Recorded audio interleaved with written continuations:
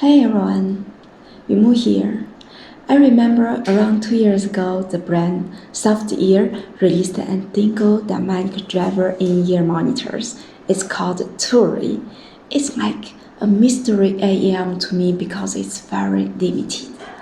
I think the material is too special.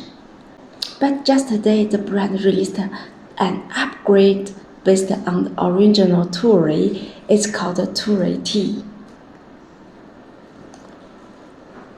And this version is also very limited. They only have 88 pieces. But the price is nearly doubled. Let's unbox it together and see.